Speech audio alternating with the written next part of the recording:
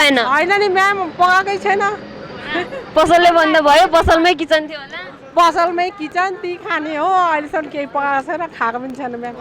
आगो लाग भन्यो अनि यसो गरेर हेरेको त्यस्तो रहेछ। र ग्यास पानी मिसेको सबै त्यहाँ अहिले त्यो यो जोरबाडी क्षेत्र नै त्यसले चाहिँ अक्रान्त पारेको अवस्था छ।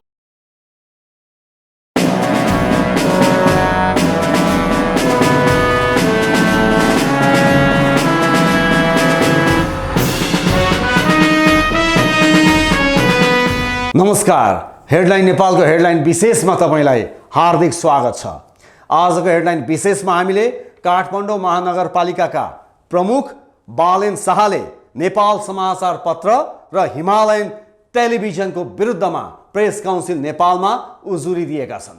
यो विषय प्रसङ्ग पनि हामी जोड्नेछौँ र त्यस्तै गरिकन आज जोरपाटीमा एकजना स्थानीयको घरमा डिप बोरिङ गर्ने क्रममा ड्रिल गर्दा मिथेन ग्यास निस्किएको छ र त्यसको प्रभाव त्यहाँका छेउछाउका घर र वरपरको क्षेत्रमा परेको छ। मिथेन ग्यास निस्किएपछि त्यहाँ कस्तो प्रभाव पर्यो, गोकर्णेश्वर नगरपालिकाले के भन्दैछ, यो विषय प्रसङ्ग पनि हामी स्थानीयका भनाइसँगै हामी जोड्नेछौँ र आज हामी मिथेन ग्यासको विषयमा पनि विशेष जानकारी यहाँहरूलाई हामी गराउने प्रयास गर्नेछौँ। सर्वप्रथम हामी प्रसङ्ग जोड्दैछौँ। काठमाडौँ महानगरपालिकाका प्रमुख बालेन शाहले नेपाल समाचार पत्र र हिमालयन टेलिभिजनको विरुद्धमा प्रेस काउन्सिल नेपालमा जुन उजुरी दर्ता गराएका छन्, उजुरी दिएका छन्, यही विषय प्रसङ्ग आज हामी सर्वप्रथम जोड्दैछौँ। उजुरीमा लेखिएको छ, हामीले यो उजुरीको प्रसङ्ग जोड्दा दर्ता नम्बर 2079-43 भनिएको छ भने चलानी नम्बर 5 नम्बर भनिएको छ, 435 नम्बर दर्ता नम्बर रहेको छ। त्यसै गरी चलानी नम्बर 1 लेखिएको छ। प्रेस काउन्सिल नेपालमा उजुरी दिएको छ र यसमा लेखिएको छ, विषय कारबाही गरी पाऊँ। प्रस्तुत विषयमा हाल विभिन्न समयमा नेपाल समाचार पत्र र हिमालयन टेलिभिजनमा प्रकाशन प्रसारण भएको काठमाडौँ महानगरपालिकाको आर्थिक वर्ष 2079-80 को प्रस्तावित बजेट तथा कार्यक्रममा विनियोजित बजेट रकम कुनै आमुख संस्थालाई उपलब्ध गराउन लागि भन्ने तथ्यहीन, भ्रामक र कपोकल्पित समाचारप्रति काठमाडौँ महानगरपालिकाको गम्भीर ध्यान आकर्षण भएको छ। काठमाडौँ महानगरपालिकाका नेपालको संविधान 2072 सालले निर्दिष्ट गरेको तथा स्थानीय सरकार सञ्चालन ऐन 2074 बमोजिम सञ्चालित छ। काठमाडौँ महानगरपालिका स्वतन्त्र प्रेस, अभिव्यक्ति स्वतन्त्रता तथा उत्तरदायी सरकारका लागि सूचना वितरणमा प्रतिबद्ध छ। महानगरले कार्यपालिका बैठक, नगरसभा तथा अन्य जनसरकारका विषयलाई प्रत्यक्ष प्रसारण मार्फत सम्बन्धको सूचना पहुँचमा काम गरिरहेको छ। सञ्चार माध्यमहरूले व्यावसायिक पत्रकारितालाई ख्याल नगरी एकतर्फी रूपमा प्रकाशन र प्रसारण गरेका तथ्यहीन समाचारहरूले भ्रम सिर्जना हुनुको साथै यसबाट व्यक्तिगत र संस्थागत गरिमामा आँच पुगेको छ। तसर्थ नेपाल समाचार पत्र र हिमालयन टेलिभिजनले काठमाडौँ महानगरपालिकाले अमुक संस्थालाई अनुदान दिने उद्देश्यले बजेट विनियोजन गरेको भन्ने विषय भ्रामक र तथ्यहीन समाचार प्रकाशन प्रसारण गरी पत्रकार आचार संहिता 2073 पहिलो संशोधन 2076 सहितको दफा 4 बमोजिम कर्तव्य पालना गरेको नदेखिएकोले सोही आचार संहिताको दफा 7 बमोजिम नेपाल समाचार पत्र र हिमालय टेलिभिजन प्रकाशन प्रसारण गर्ने संस्थालाई क्षतिपूर्ति सहितको कारबाही माग गर्दछु। बालेन्द्र शाह, प्रमुख बोधार्थ श्री सूचना प्रविधि विभाग, काठमाडौँ महानगरपालिका। यसरी काठमाडौँ महानगरपालिकाका प्रमुख बालेन्द्र शाहले यति बेला नेपाल समाचार पत्र र हिमालयन टेलिभिजनको विरुद्धमा प्रेस काउन्सिल नेपालमा उजुरी दिएका छन्। यो प्रसङ्ग हामीले जोड्यौँ। अब हामी प्रसङ्ग जोड्न चाहन्छौँ, जोरपाटीमा जमिनबाट मिथेन ग्यास निस्किएको छ। हामीले भन्ने गरेका छौँ, नेपाल विश्वमै नेचुरल रिसोर्सेसमा सबैभन्दा धनी देश हो, हामी दावाका साथ भन्छौँ। तर यसमा एउटा विषय प्रसङ्ग छ कि वास्तवमै हाम्रो देशमा के कस्ता नेचुरल रिसोर्सेसहरू छन्, कहाँ छन्, कति क्षमताका छन्, यो विषयमा हाम्रो कहाँ अहिलेसम्म अनुसन्धान भइसकेको छैन, खोज भइसकेको छैन। कहाँ कहाँ के छन्, जडीबुटी कस्ता कस्ता छन्, यहाँका खानीहरू के खानीहरू छन्, युरेनियमका कुराहरू आउँछन्, यार्सा गुम्बाकै कुरा छ। यार्सा गुम्बा सङ्कलन गर्ने क्रममा कतिले ज्यान गुमाइरहेका छन्, हुनसक्छ त्यसकै व्यावसायिक खेती हुन सक्छ कि, यी आदि इत्यादि विषयमा अहिलेसम्म नेपालमा अनुसन्धान भएको छैन। यो खानी तथा भूगर्भ विभाग भन्ने छ, तर यसको पनि काम कर्तव्य हेर्दा लाग्छ यो पनि झारो टारिरहेको छ, वा यसको जुन संयन्त्र छ त्यो संयन्त्रका कारण यो विभागले पनि राम्रोसँग काम गर्न सकिरहेको छैन। दुईवटा समस्या, अनुसन्धान गरेर केही पत्ता लाग्यो भने जो शासन सत्तामा बसेका हुन्छन् केही अरब कमिसनको खेलमा अर्को बाह्य मुलुकलाई बुझाइदिन्छन्, त्यो पनि समस्या। अनुसन्धान नहुँदा हामीसँग के छ, हामीसँग पर्याप्त मात्रामा नेचुरल रिसोर्सेस हुँदाहुँदै पनि हाम्रो यो खालको हरिबिजोग, यो अर्को समस्या। त्यसैले गर्दा हामीले बारम्बार भन्ने गरेका छौँ, अब शासन सत्तामा सक्षम व्यक्ति आउनुपर्छ जसले हाम्रो देशको स्ट्रेन्थलाई, हाम्रो देशको क्षमतालाई नेपाल र नेपालीको हितमा प्रयोग गर्न सकोस्। अनि मात्र हाम्रो देशको आर्थिक समृद्धि, विकास, रोजगारी, शिक्षा, स्वास्थ्य लगायतका विषयमा अनि मात्र हाम्रो देशमा काया पलट हुन सक्छ र हामी सम्पन्नताको शिखरमा पुग्न सक्छौँ।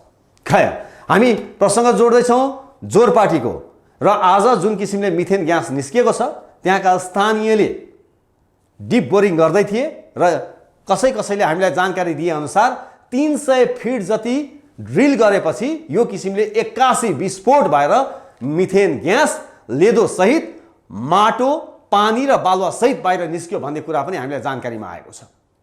हामीले एउटा कुरा हेक्का राख्नुपर्छ, डिप बोरिङ काठमाडौँ उपत्यकाको लागि त्यति उपयुक्त छैन। यहाँको माटो दलदलै छ, त्यसैले गर्दा डिप बोरिङ सितिमिति दिनु हुँदैन भन्ने र पटक पटक विज्ञहरूले भन्दै आएका छन्। तर एउटा स्थानीय घरमा यसै गरी डिप बोरिङ गर्ने क्रममा मिथेन ग्यास बाहिर निस्किएको छ र यसको असर त्यो घरमा मात्र परेको छैन, छेउछाउका अन्य ठाउँमा पनि परेको छ। केही घरहरूमा अहिले ताला लगाइएको छ र आवत जावत गरेर पनि कतिपय छेउछाउमा बन्देज गरिएको छ। अब हामी यहाँहरूलाई एकैछिन ती दृश्यहरू देखाउँदैछौँ जहाँबाट मिथेन ग्यास निस्केको छ र त्यहाँनिरको छेउछाउको अवस्था के थियो, त्यहाँका दृश्य अब हामी यहाँहरू समक्ष प्रस्तुत गर्दैछौँ।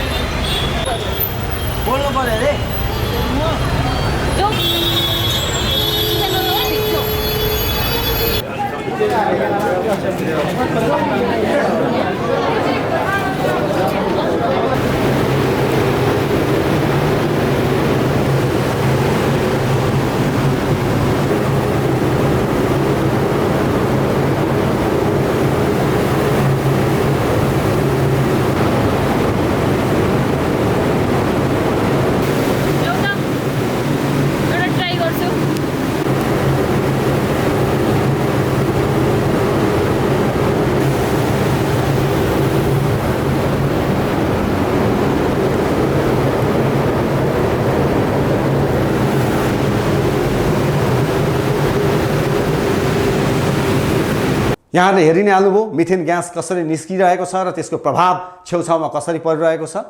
त्यहाँका हामीले स्थानीय, त्यहाँका पसल सञ्चालन गर्ने व्यवसायी लगायतलाई हामीले प्रतिक्रिया लिएका थियौँ कि तपाईँले यो मिथेन ग्यास निस्केको कसरी थाहा पाउनुभयो र सुरुमा थाहा पाउँदा तपाईँलाई कस्तो महसुस भयो र अहिले के कस्तो प्रभाव परिरहेको छ। हामीले त्यहाँका स्थानीय र स्थानीय व्यापारीलाई हामीले यो प्रश्न राख्दा उनीहरूले हामीलाई यस खालको जवाफहरू दिएका छन्। त्यतिखेर त मलाई त्यति अनुभव थिएन, 9:30 जस्तो लागेको थियो, तर हाम्रो सरले भन्नुभयो कि 10 बजेर 20 मिनटमा यस्तो भएको। त्यतिखेर त म अब यता चिया पकाउँदै थिएँ, चिया पुऱ्याउँदै थिएँ। त्यसपछि त 81 मान्छेहरू भाग भयो। अनि किन यस्तो भयो होला भनेर हेरेको त अब मैले सोचेँ कि त्यो हाम्रो घरबेटी साउडी छ, उसको चाहिँ ग्यास पड्क्यो होला भनेर नि। अन्त मेरोवाला कुदेर गएर आफ्नै ग्यास निभाएँ पहिला। त्यसपछि अन्तखेरि हेर्छु कि त मान्छेहरू त भाग गरे भाग हुन्छ है।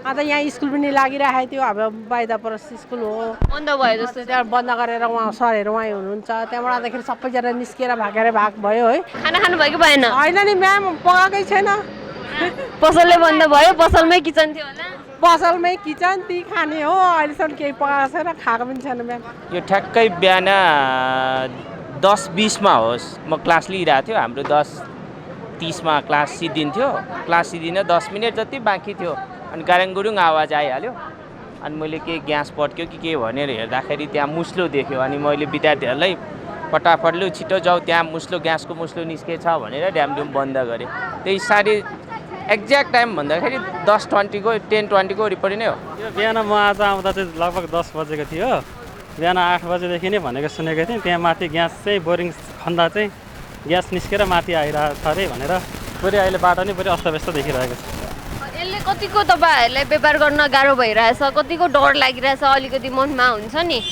डर भन्नाले खासै डर त छैन तर यो चाँडै समाधान होस् भन्ने चाहिँ हाम्रो इच्छा हो बाटो पनि एकदम धुलो फुस्रो त्यस्तो भएको छ मान्छेहरू पनि बिजोग भएको छ सबैजना पुस्दै आउँदै गर्नुभएको छ मान्छेलाई चाहिँ समस्या भइरहेछ धेरै नै जमिनबाटै आइरहेको छ अहिलेसम्म आइ नै रहेको छ तपाईँले त्यहाँ गएर हेर्नु भएको छ कि छैन त्यहाँ गएर हेर्दाखेरि एकदम जमिनबाट चाहिँ नि आफै आइरहेको छ यो हेर्दाखेरि चाहिँ नि स्थानीय मान्छेहरूलाई पनि एकदम असर होला जस्तो छ अनि वरिपरिको घरमा पनि भाँसिन सक्ने सम्भावना देखिन्छ आज त व्यापार त बिग्रिहाल्यो नि अब सबै यस्तै भइरहेछ अब बिहान 10 बजीदेखि यस्तो भएको अब यो त मान्छेको बिजोग छ यता यस्तो भइरहेछ हल्ला हल्ला त्यही अब पसल बन्द गर्न नसकेर मात्र खोलिरहेछ यो त छेउको पसल त बन्द भइरहेछ सबै बन्द भइसकेको छ यता अरू पनि बन्द गर्न लागेको छ म पनि बन्द गर्न लागेको अब आगो लाग भन्यो अनि यसो गरेर हेरेको त्यस्तो रहेछ कति घन्टामा चाहिँ यो अझै यो कम हुन्छ जस्तो लाग्छ तपाईँलाई यो त केही थाहा नै भएन होइन है व्यक्तिको घरमा पानी निकाल्नको लागि बोरिङ गर्दाखेरि तल भएको ग्यास भेटिएको कारणले गर्दा ग्यास चाहिँ बाहिर निस्किया मात्रै हो खासै यो विस्फोट भएको या कारखाना होइन यो व्यक्तिको घरमा पानीको बोरिङ गर्दाखेरि चाहिँ नि ग्यास भएको कारणले ग्यास निस्किया हो यो चाहिँ नि लगभग भूगर्भविदहरू आएर सबै अवलोकन र निरीक्षण गरिसक्नु भएको छ मेयर साहब पनि आउनुभएको थियो गोकर्णेश्वर नगरपालिकाको नगर प्रमुख दीपक रिसालज्यू पनि आएर यहाँ निरीक्षण गरेर जानुभएको छ र भूगर्भविदको चाहिँ नि सरहरू पनि आउनुभएको छ 2 जना उहाँहरूले निरीक्षण गर्दाखेरि यसले चाहिँ खासै असर गर्दैन भन्ने दृष्टिकोणमा छ जब चाहिँ नि ग्यास यहाँ चाहिँ नि निस्क्यो भन्ने हामीलाई खबर आयो त्यतिखेर जनपद प्रहरी र गोकर्णेश्वर नगरपालिकाको नगर प्रहरी चाहिँ नि सबभन्दा पहिला आएर यहाँ मान्छेलाई ओहोरदोहोर गर्न हिँडडुल गर्न र त्यहाँ घरमा भएका व्यक्तिहरूलाई चाहिँ नि बाहिर निकाल्ने काम चाहिँ नि गरिएको थियो यति भइसकिसकेपछि लोकल इलेक्सनबाट हामीले स्थानीय जनप्रतिनिधि प्राप्त गरेका छौँ समग्र यो घटनालाई अब त्यहाँको वडाले कसरी हेरिरहेको छ हामीलाई जिज्ञासा भयो र हामीले त्यस पश्चात वडा नम्बर 5 का वडा अध्यक्ष नारायण सुवेदीसँग हामीले सम्पर्क गऱ्यौँ र उहाँले यो मिथेन ग्यासको विषयमा वडा अध्यक्षले हामीलाई यसरी आफ्नो प्रतिक्रिया दिनुभयो नारायणजी हजुरलाई हेडलाइन नेपालमा स्वागत छ धन्यवाद नमस्कार जस्तो यो बिहान 10 बजेदेखि ब्लास्ट भइरहेछ भनिरहेछ होइन कतिले यो ग्यास ब्लास्ट भनिरहेछ कसैले ट्याङ्कर बोर्डिङ गर्ने बेलामा थोरै यसको बारेमा विस्तृत जानकारी दिनु तपाईँ यो चाहिँ कस्तो भन्दाखेरि अब यो घरमा खानेपानीको बोरिङ गर्ने क्रममा त्यहाँ बोरिङ डिप बोरिङ गर्ने क्रममा उहाँहरू लगभग 100 फिट गर्दै गइसकेपछि त्यहाँबाट अचानक त्यो चाहिँ ग्यास निक्लिसकेपछि उहाँहरू त्यहाँबाट बोरिङ गर्ने मान्छे पनि भाग्नुभयो र अहिले त्यो एकनाश बिहान 10 बजेदेखि अब अहिले लगभग 2:30को समयसम्म यतिकै आइरहेछ त्यो आइसकेपछि हामीले नगर प्रमुख वडा चाहिँ हामी फिल्डमा गयौँ त्यहाँ हेऱ्यौँ एकदमै टुवालो जस्तो त्यहाँ मुनिको बालुवाहरू र ग्यास पानी मिसेको सबै त्यहाँ अहिले त्यो जोरबाडी क्षेत्र नै त्यसले चाहिँ अक्रान्त पारेको अवस्था छ र हामीले खाने विभाग विपद व्यवस्थापन सुन्दरजलमा चाहिँ नेपाल आर्मीको त्यहाँ पनि हामीले कन्ट्याक्ट गऱ्यौँ बौद्धबाट प्रहरीको डिएसआफै आउनुभयो आइसकेपछि खाने विभागको मान्छे पनि आएर उहाँले हेरेर जानुभयो यो चाहिँ मिथेन ग्यास मिसिएको छ यो मिथेन ग्यास अब कहिलेसम्म सकिँदैन तबसम्म यो आइरहन्छ भनेर भन्नुभएको छ यसले एउटा चाहिँ के भने काठमाडौँ उपत्यकामा धेरै ठाउँमा यस्तो समस्याहरू आएको भनेर खाने विभागको मान्छेले हामीलाई भन्नुभएको थियो आजभन्दा 1.5 वर्ष अगाडि कपनमा पनि यस्तै समस्या देखिएको थियो त्यहाँ चाहिँ लगभग 7 घन्टा जतिमा चाहिँ त्यो ग्यास सकेपछि आफै बन्द भयो भन्ने कुरा उहाँले हामीलाई भन्नुभयो।